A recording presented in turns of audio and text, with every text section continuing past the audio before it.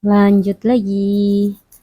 Tadi terakhir bagian kusen, terus selanjutnya itu pekerjaan atap. Yang mana untuk pekerjaan atap ini tergantung atapnya masing-masing. Terbuat dari baja, aluminium, atau kayu, atau gewel saja, atau beton. Nah, kalau penghitungan eh, dari kuda-kudanya kayu, maka harus dihitung secara detail seperti ini. Contohnya, bagian kuda-kudanya sendiri, rangka kuda-kuda, itu kita ambil dari penampang. Penampang ini tidak usah diotak-atik. Terus untuk panjangnya ini, kita harus rinci dari sini.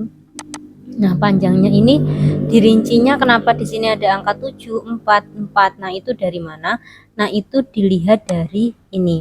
Jadi misalnya di sini ada 7, 7. Nanti ada misalnya di sini ada 7, bentangnya aja 7 meter, di sini 4, di sini 4. Ini berapa? Silakan diukur sendiri di gambar outletnya masing-masing. Itu kalau eh, menggunakan kayu.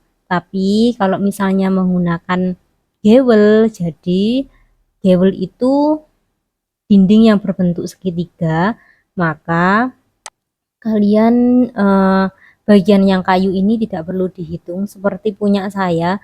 Punya saya ini hanya terbuat dari gewel saja. Kalian bisa diperhatikan. Jadi rencana atap. Nah, ini rencana atap saya itu pelana.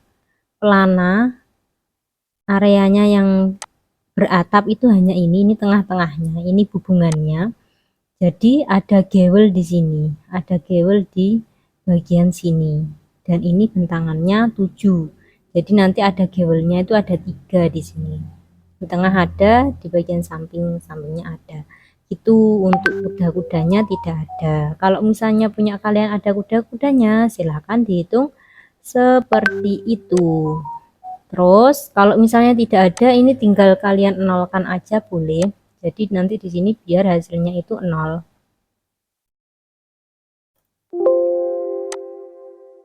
Jadi nanti hasilnya 0 seperti ini. Nah, untuk nok dan gording di setiap atap apapun yang terbuat dari kayu, aluminium ataupun yang lainnya, itu selalu ada nok dan gording. Nah, untuk nok ini bisa kalian perhatikan di sini untuk panjangnya bagian nok itu ada di atas. Posisi nok itu ada di atas ini. Jadi yang kita lihat adalah ukuran bagian sebelah sini. Nah, ini panjang saya adalah 7 meter. Jadi tinggal di input aja 7. Dan jumlahnya hanya satu karena atapnya hanya satu jenis. Nah, untuk bagian yang gording ini juga sama, bagian penampang tidak perlu diotak-atik untuk panjangnya. Jadi untuk gording itu, gording kan ada di sebelah sini. Ini nok yang atas, gording itu biasanya ada di sini sama yang bawah. Nah, ini ada, jadi ada 4. 1, 2, 3, 4 gitu. 4 kali 7, 21. 28 ya, 28. Jadi panjangnya 28. Kalau enggak gitu jumlahnya misalnya ada 4, panjangnya 7. Nanti dia langsung menghitung sendiri. Terus untuk jurai kayu, jurai itu yang bagian sebelah sini, ini jurai, ini namanya hubungan, ini namanya jurai. Gitu ya. Kalau tidak ada tidak perlu dihitung. Untuk bagian usuk dan reng itu adalah menghitungnya nanti sepanjang ini luasannya berapa, begitu.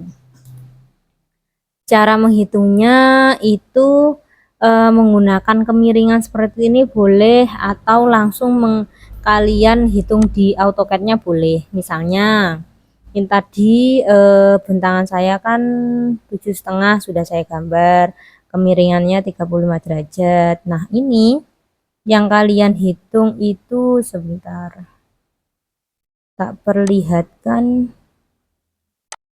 Nah, ini.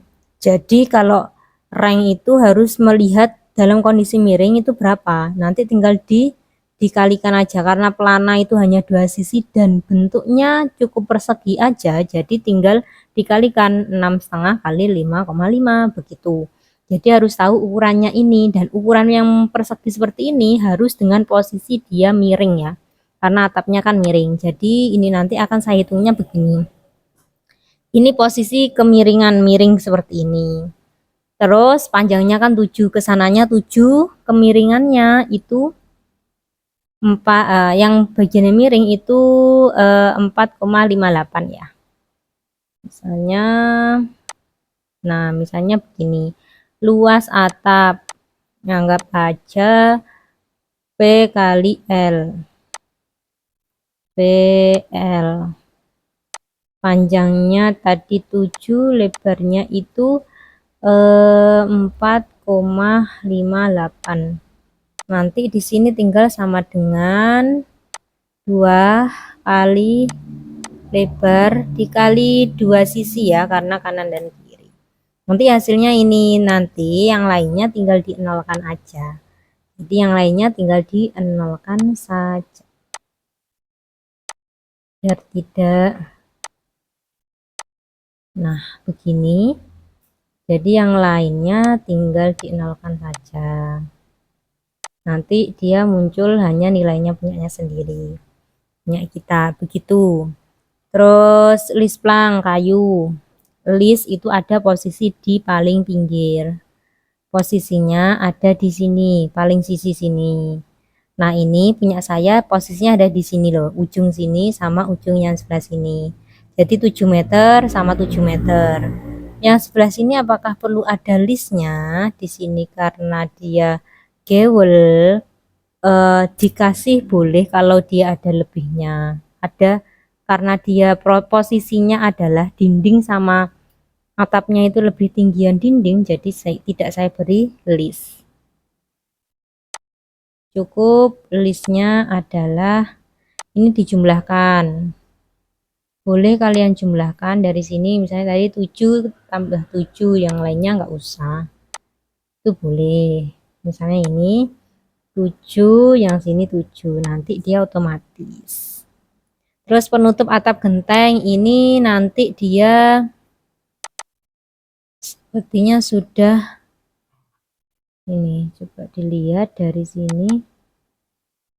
Nah, ini karena dia menghitungnya ke sini ya, jadi penutup itu sama dengan yang rank ya. Penutup itu sama dengan rank. Tinggal sebentar, tadi mana ya? Penutup. Nah, penutup ini sama dengan, maaf, ini sama dengan langsung ke rank. Langsung ke tadi rank mana rank? Tuh, ke bawah, ke bawah. Nah, ini langsung ke sini.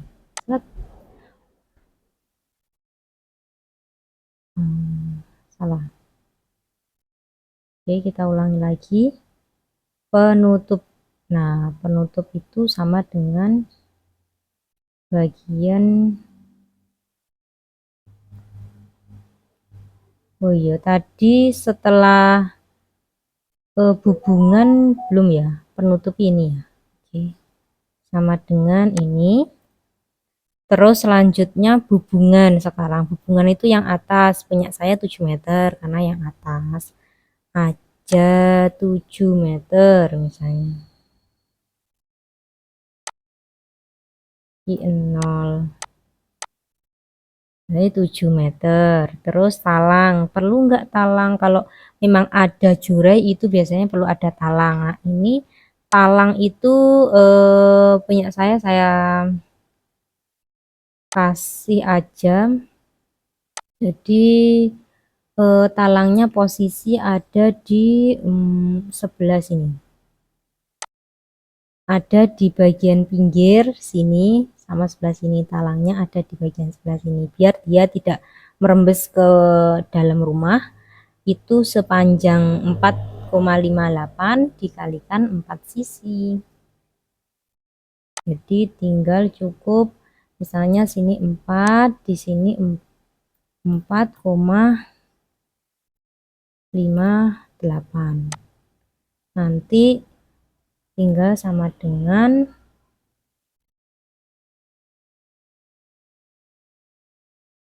4 dikali ini. Oke.